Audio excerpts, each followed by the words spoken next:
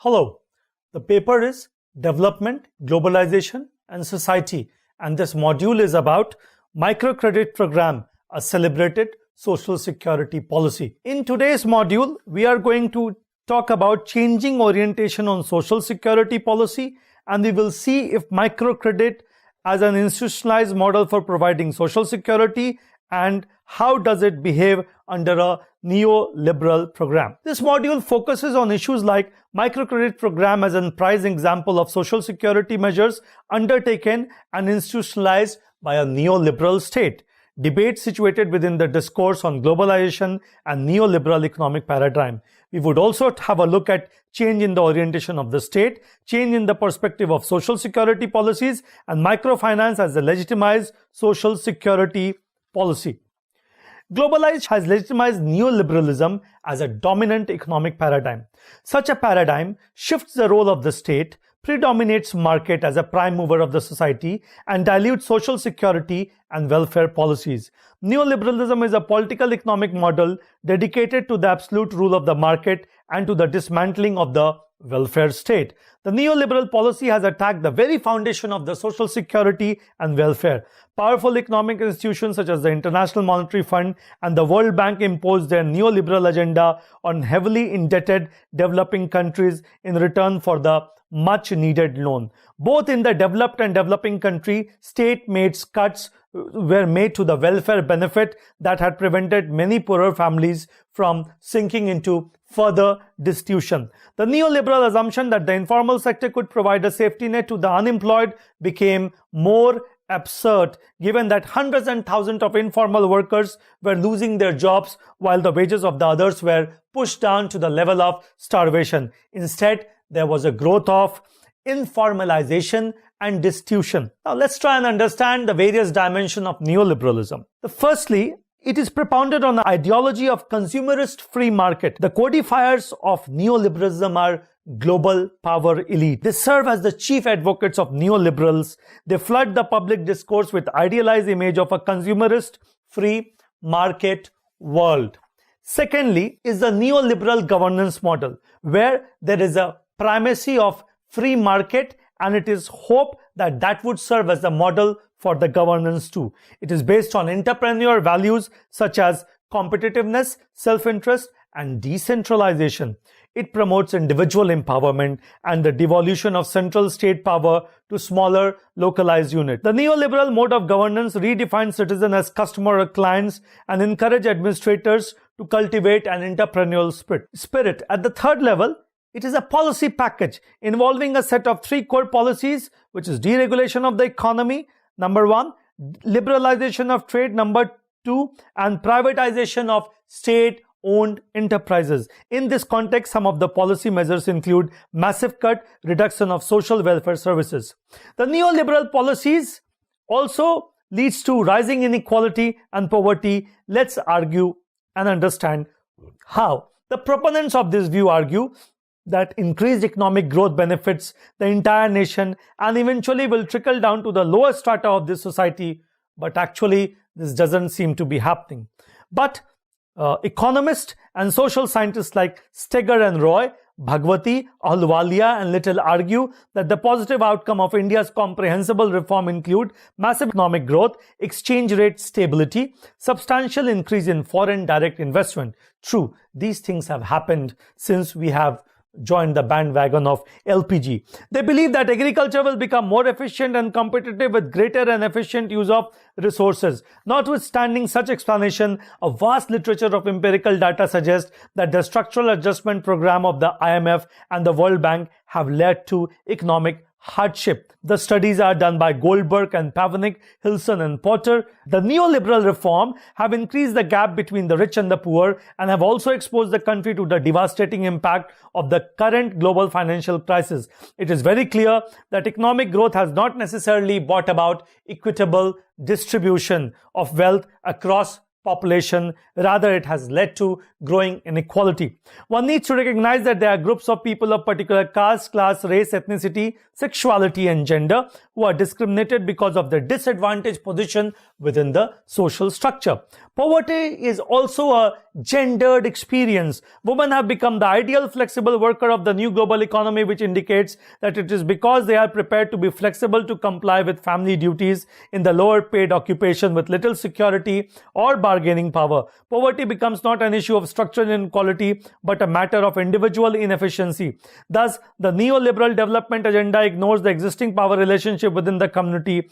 Additionally, preferences of notion of social capital ignores power and the local people. That is, the citizens are now primarily understood and recognized as economic, rational consumers. So what is the rationale of social security policy within the neoliberal state? Let's try and understand this. Social security policies within neoliberal paradigm is both pro-market and pro-poor.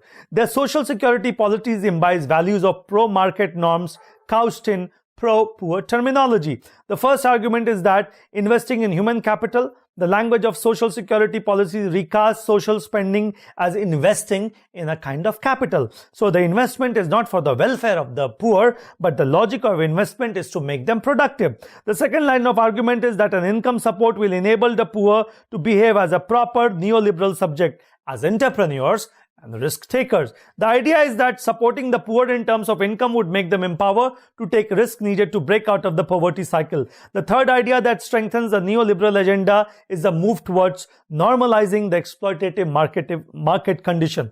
The social security support is to be understood not as a temporary relief, but as a means of enhancing production by entrepreneurial activity. Thus, in the present scenario, informality is accepted and celebrated. Let's move on and try and understand what do we mean by the term microfinance. The term microfinance refers to credit, loan, saving, insurance, transfer services, and other financial products targeted at low-income clients. The term microcredit, commonly used, meaning microcredit disbursed mainly by the private sector, including non-governmental organizations. The World Bank, the USAID, and the DFID hold that microfinance-based programs constitute the single most development intervention that can be universally adapted as the most effective weapon against poverty. Statistics on microcredit reveal that it has a massive outreach among poor women all over the world. Self-employment is the key towards ensuring growth in informal sector, and ventures based on self-employment to be successful need supports in terms of initial funding as capital. Women groups have identified credit as a major constraint in their work with poor in general and informal sector women work in particular. Post-1980s, one can perceive a pressure on the state and the non-government organization to form groups of women credit purposes. This has been termed as microfinance movement. Let's understand what are the constraints which has when it comes to access to credit.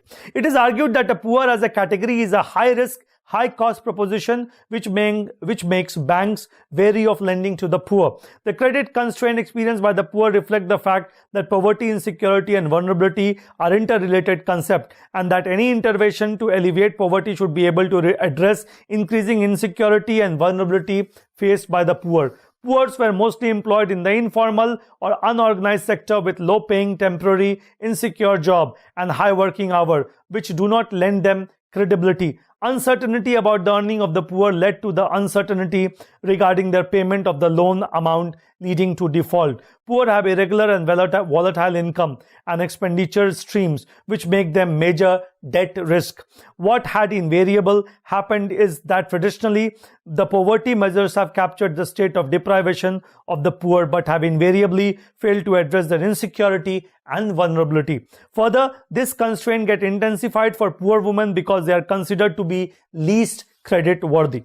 Let's try and understand the public-private partnership model. The model runs on the logic that state is inefficient and corrupt, whereas civil society organizations in the form of NGOs and corporate houses are not only efficient but also non-corrupt. The fallout of such a policy model is that it nowhere addresses the structural components of poverty, making poverty is a solely individual enterprise. Such a policy has two important implications. One, it starts perceiving citizens as clients and consumer, and two, a dilution of accountability. This provided the rationale to develop a model public-private partnership where non-government organizations and corporate houses link with the state through the corporate social responsibility program, or they on their own start providing to citizens access to essential services such as health, education, water, agriculture extension activities, and credit. This model is based on the dual logic, which associates state with inefficiency and private organizations as efficient. Within a neoliberal state, one cannot hold a non-state actor providing access to services to the accountable to the people.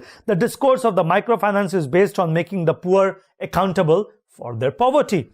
Academic research on microfinance has two very distinct positions. One group of scholars perceive the program as bringing down the levels of poverty and facilitating women empowerment. Others question the above claim and argue that cost of such intervention is truly huge. What is the ideology of the microcredit program? Ideologically, microcredit programs are market-based programs that focus on the individual enterprising nature.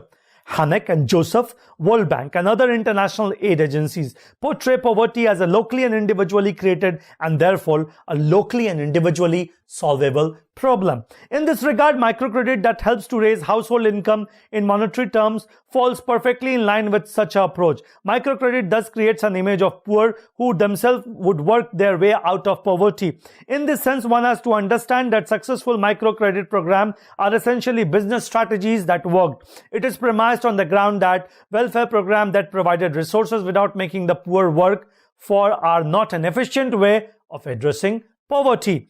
Rather, one has to make the poor accountable for their poverty. The review of literature on microcredit primarily is of two types. There is a positive evaluation and there is a negative evaluation. Let's understand what are the positive evaluation. The main idea is that the program elevates poverty and leads to women empowerment. But the negative evaluation is feminists have critiqued microcredit program on the ground that it has not really led to women empowerment and decrease in actual poverty level. One position positively evaluates the program and emphasizes its role in elevating poverty and leading to women's empowerment. The second position put forth by feminists have critiqued microcredit program on the ground that it has not really led to women's empowerment and the issue is far from resolved. The business approach to the elevation of poverty. This situates very well the argument that the pro-poor policy of social security emphasized as in microcredit is very much a pro-market strategy to integrate the marginalized poor women into the market on disadvantageous terms and conditions.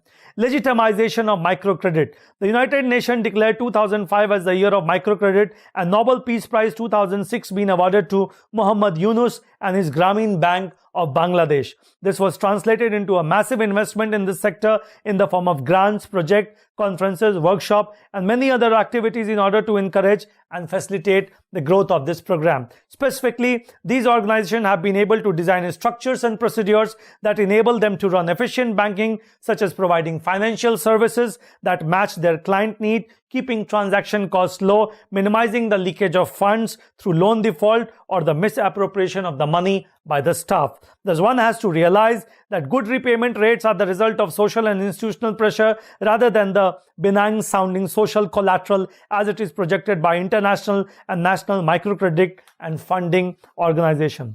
What is the design of a microcredit program? Let's try and understand it. The notion of the profit is ingrained within the program. It is a resource-creating program that ensures that banking institutions make profits. The organizers charge exorbitant rate of interest, almost an average of 24 to 25% per annum. NABARD provides refinance to commercial bank at 7.5% per annum. Banks on lend to NGOs at 10 to 15%. NGOs then lend to SHGs at 12 to 24%, and groups lend to individual members at 24 to 26% per annum. Microcredit enterprise will have to generate very high rates of profit and return to be sustainable to the borrower. In this neoliberal times, the transfer of the task of serving the credit needs of rural borrower from the banking system to the NGO controlled microcredit project does not reduce transaction cost, but in effect transfers transaction cost, higher transaction cost to the donors as well as to the borrowers.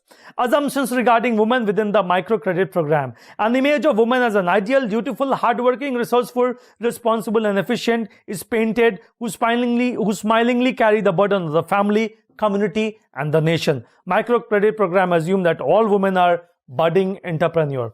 Women are expected to be responsible, bear the burden of the family, household and community without complaining. Institutionalizing of the informal sector where high productivity is possible with low capital cost, which make women work in exploitative working condition and puts the burden of failure on the shoulders. Women are viewed as an instrument for development rather than microcredit program being seen as a liberatory process for her. Financial market per se cannot adequately address the structural aspects of intra-household relation, social and cultural norm that influence integration and exclusion of women, gender, division of labor, gender distribution of load, resources and responsibilities. In a neoliberal state, let's sum up, in a neoliberal state, social security measures are also market-based. In this regard, the formation of self-help groups of women to access microcredit can be viewed as a strategy to bring people into the market and organize them so as to control them. It is believed that the poor, especially poor women, as they are efficient manager and industrious worker with access to small amounts of capital, would be converted into independent and productive members in the market. Thus, microfinance programs that are primarily engaged in the promotion of small-scale enterprises have an obvious appeal in an era characterized by the strength of the neoliberal ideas about the benefits of the market and the private enterprise. Thank you.